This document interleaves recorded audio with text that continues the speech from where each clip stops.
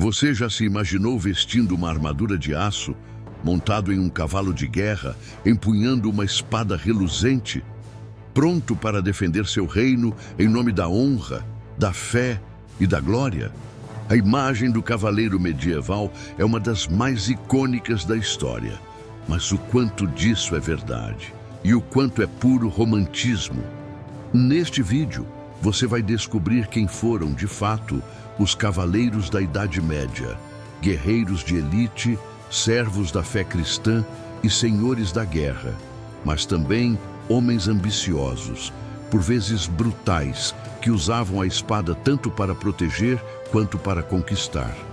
Prepare-se para desmontar mitos, entender o verdadeiro código de cavalaria e mergulhar numa época em que a lealdade se media com sangue e o aço decidia o destino de reinos inteiros.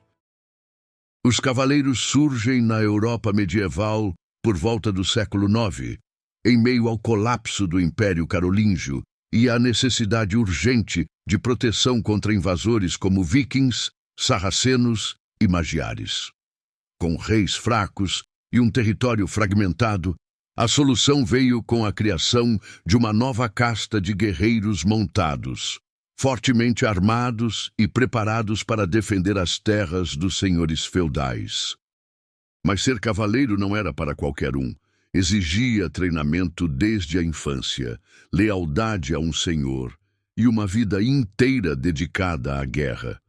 Era preciso aprender a manejar a espada, a lança, a montar com maestria, a conhecer táticas militares e, claro, a seguir o chamado Código de Cavalaria. Honra, lealdade, coragem, justiça e defesa dos fracos. Esses eram os pilares do chamado Código de Cavalaria, um conjunto de valores que guiava o comportamento ideal de um cavaleiro. E entre todas essas qualidades, destacam-se 5 virtudes fundamentais que todo cavaleiro era obrigado a cultivar. Fidelidade. O cavaleiro devia ser absolutamente leal ao seu senhor feudal, mesmo que isso significasse arriscar a própria vida. A palavra empenhada valia mais que qualquer contrato escrito. Coragem. Não apenas a coragem física no campo de batalha, mas também a bravura moral, a capacidade de enfrentar o perigo, o medo e a morte com dignidade. Justiça. O cavaleiro devia agir com retidão, buscando sempre o que era certo, mesmo quando isso contrariava seus próprios interesses. Era esperado que ele defendesse os inocentes e punisse os injustos. Generosidade. Um bom cavaleiro devia ser magnânimo, especialmente com os mais fracos. Isso incluía desde ajudar os pobres até tratar prisioneiros de guerra com humanidade. Cortesia. A polidez e o respeito eram partes essenciais da vida do cavaleiro, tanto nas cortes quanto nas batalhas.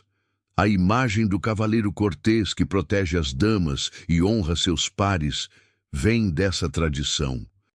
Essas virtudes não eram apenas valores éticos, eram um modelo de conduta que deveria ser seguido à risca.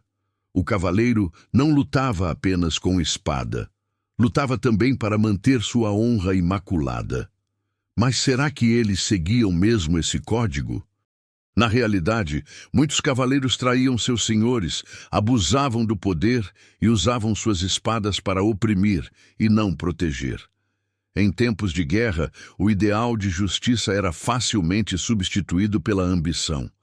Saques, pilhagens e violência contra civis não eram incomuns, mesmo por parte de cavaleiros ditos honrados. Assim, o Código de Cavalaria era mais um ideal a ser alcançado do que uma regra realmente cumprida. Ainda assim, a ideia do cavaleiro justo e nobre se consolidou na literatura e na cultura popular. Lendas como a do rei Arthur e os cavaleiros da Távola Redonda ajudaram a moldar esse ideal quase mítico, algo que muitas vezes estava longe da realidade brutal da Idade Média. Para se tornar um cavaleiro, o caminho era longo e difícil. Aos 7 anos, o menino nobre virava pajem, aprendendo etiqueta, boas maneiras e obediência. Aos 14, tornava-se escudeiro, começando o treinamento com armas, acompanhando o cavaleiro em batalhas e torneios. E só por volta dos 21 anos, após provar sua coragem e lealdade, era finalmente armado cavaleiro em uma cerimônia solene. Mas a vida, após isso, estava longe de ser confortável. Cavaleiros passavam boa parte da vida em guerra, servindo seu senhor, defendendo o feudo ou partindo para campanhas militares em nome da igreja. Nos tempos de paz, participavam de torneios, combates simulados que testavam sua habilidade e resistência. Mas mesmo nesses torneios, ferimentos graves e até mortes não eram incomuns. A imagem clássica do cavaleiro está associada à sua poderosa armadura. Feitas de aço, pesando entre 20 e 30 quilos, elas ofereciam proteção quase total, mas exigiam força e habilidade para serem usadas com eficiência. Além disso, os cavaleiros dominavam uma variedade de armas: espadas longas, lanças de cavalaria, machados de guerra, maças e até bestas. Mas o mais importante não era a arma, era a estratégia. Um cavaleiro experiente sabia quando atacar, quando recuar e como inspirar seus aliados no campo de batalha.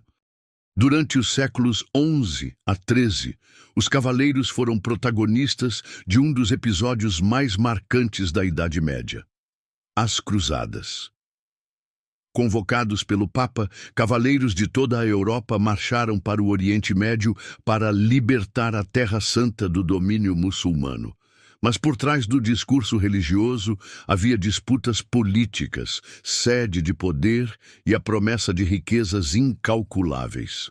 As cruzadas criaram verdadeiros exércitos de cavaleiros, como os templários, os hospitalários e os teutônicos, que se tornaram tão poderosos quanto reis, controlando fortalezas, rotas comerciais e tesouros imensos.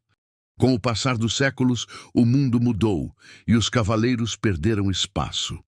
A invenção das armas de fogo, a centralização dos estados e o surgimento dos exércitos profissionais tornaram o cavaleiro medieval obsoleto.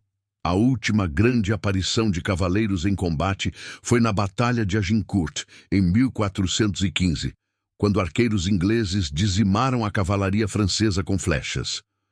Mas mesmo após desaparecerem dos campos de batalha, os cavaleiros continuaram vivos na cultura, no imaginário popular e na literatura.